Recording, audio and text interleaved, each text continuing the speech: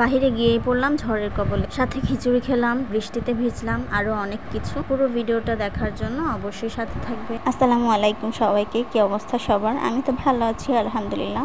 তো আজকের ব্লগটা হচ্ছে ডেইলি ব্লগের মতোই, আবার নাও, কারণ ডেলি তো আর বৃষ্টি পড়ে না, তাই না? তো এই বৃষ্টির মধ্যে একটা কাজের জন্য জান্নাতকে নিয়ে বের হয়েছি। জান্নাত আমাকে জিজ্ঞেস করছিল যে ফুপি ছাদে যাবা নাকি বৃষ্টিতে ভিজতে, তো আমি বললাম ঠিক আছে। আর এই যে আমরা দুইজন দুইটা ছাতি নিয়ে বের হয়েছি, ছাতিগুলো সব মনে হইতেছিল উড়ে যাচ্ছিল, আর আমি তো অর্ধেক পুরো ভিজে গেছিলাম। ছোটবেলায় এমন বৃষ্টি পড়লে কে কে বের হয়ে যেতেন বলেন তো? আমার ছোটবেলা তো অনেক সুন্দর ছিল, এমন বৃষ্টি পড়লেই বাহিরে চলে যেতাম আপুর সাথে আর বৃষ্টিতে ভিজতাম। তো আমি আমার চোখে কি যেন লেগেছিল ওটা দেখাচ্ছিলাম। এরপরে বাসায় চলে আসলাম, বাসায় আসার সাথে সাথে আমার সাথে একটু হেল্প করছিলাম, যেহেতু বাহিরে বৃষ্টি আর ঘরে খিচুড়ি রান্না হবে না, এটা তো হয়ই না। তো আম্মুকে আমি এগুলো কাটাকুটি করে দিয়ে এরপরে ভেজে দিচ্ছিলাম একটু তেলের মধ্যে। এখানে আছে রসুন, এরপরে পেঁয়াজ, আর আছে কাঁচামরিচ। সবগুলোকে ভেজে আমি ভালোভাবে ওগুলোকে বাটির মধ্যে রেখে দিচ্ছি একটা। এরপরে সেম কড়াইতেই আমি একটু তেল দিয়ে এরপরে এই শুটকিটা ভেজে নিচ্ছি। এটা হচ্ছে চেলা মাছের শুটকি, আর সেম ভাবে ভেজে নিচ্ছি এখানে চিংড়ি মাছের শুটকি।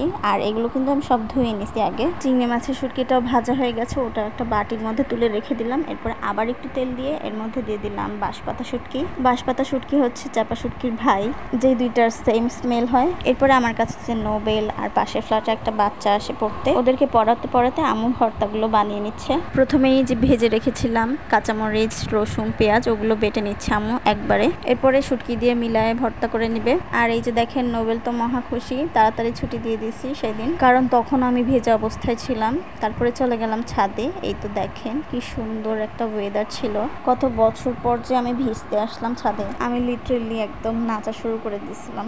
আবার দেখলাম একটা ছাদেও মানুষ নেই। আর জান্নাত আমাকে ওই যে নিচে জিজ্ঞেস করেছিল ফুপি গোসল করবা কিনা ছাদে, তখন যে আমি বলেছি যে ঠিক আছে, তারপর থেকে শুরু করছে, মানে ও তারপরে আর গোসল করবেই না। এমন একটা কিছু শুনলেই হয় ওর, যতক্ষণ না করবে ততক্ষণ ওর ভালো লাগে না। বৃষ্টি কিন্তু ভালোই পড়ছিল, কিন্তু আমার ফোনে তেমন কিছুই বোঝা যাচ্ছিল না। আর আমার যে কি ভালো লাগছিল আমি বোঝাতে পারবো না। আমার হাতে ছাতাটা যে দেখতে পেলেন, ওইটা আমি নিয়ে গেছি শুধুমাত্র ভিডিও করার জন্য, কারণ আমার ফোনে যদি একটু পানি পড়ে তো একদম শেষ, অন দ্য ডেড হয়ে যাবে।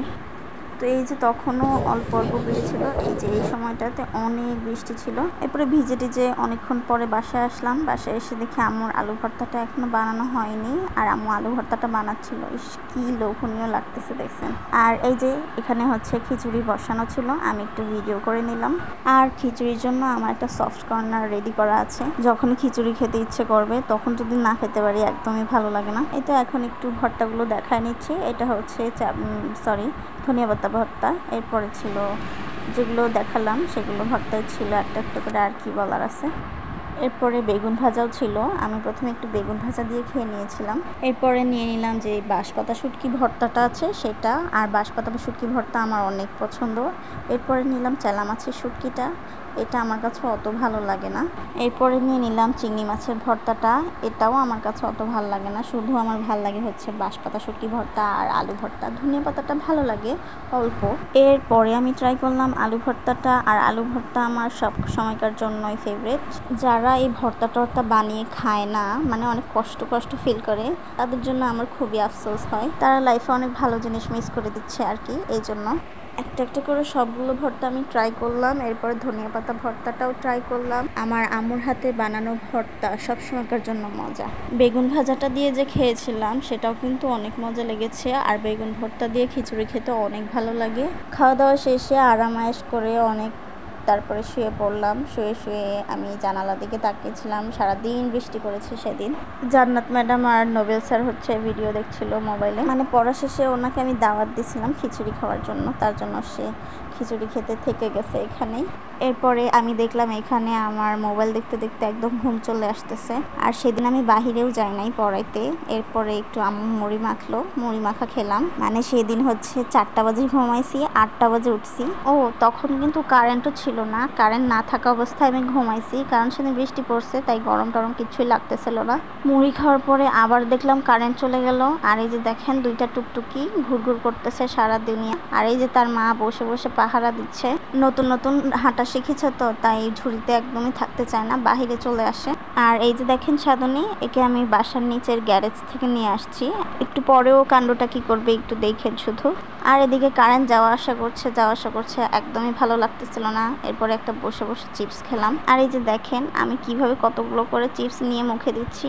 আমার একটা একটা করে চিপস খেয়ে একদমই ভালো লাগে না, মোট করে না নিলে। ভাবলাম আপনাদেরকে একটু দেখাই, একটাই খাচ্ছি, কিন্তু আমি কিন্তু অনেকগুলো করে খাচ্ছিলাম, মুখের মধ্যে দিচ্ছিলাম আর কি। এই তো এই সময়তে দেখবেন সাধনী কি করে। এই যে এদের দুইজনকে দেখছে দুধ খাচ্ছে ওর মাঠ থেকে, ও শুধু বসে বসে দেখছিল যে ওরা কি করে। এরপরে না আমি একটু ওকে সামনে নিয়ে দিচ্ছিলাম যে একটু খাবা কিনা। হ্যাঁ ওই যে দেখ আরেকটাই করে কি।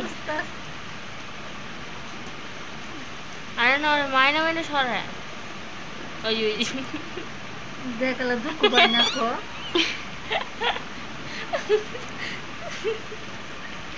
ওরে গাই আদা দলে কালুনি পাইছে মনে না। হ্যাঁ পাইছে। আরে হাই হাই হাই হাই কামড় দেস কে তুই? তুই জানাস আই তোর মার সমান, জানাস? মার মতো রেসপেক্ট করবে, বুঝছো? হ্যাঁ বুঝছো? তুমি তো খাও দাও সুন্দরভাবে রেসপেক্ট করবে। আর জানা দাও দিদি খাই না কপি আমাদের অরোরা কে, তুমি একটু খাইবা, একটু খাও। আরে দেখতাছে, আরে বাবুরে খাও তাকাও ঢুকে যাও বিরে, দেখবো না ওরে দেখবো না, তুমি বিরে ঢুকে যাও। আর একটা টান দিয়ে কিন্তু খেলে বনে। এই সরা সরা সরাই দে। হ্যাঁ কুজি আরে সরাই দে।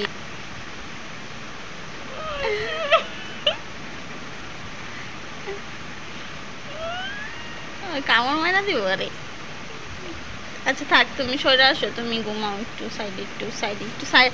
আমার একটু জায়গা দাও, আমিও ঘুমাই। এ তুই সত্যি সত্যি খাইতেছিস না?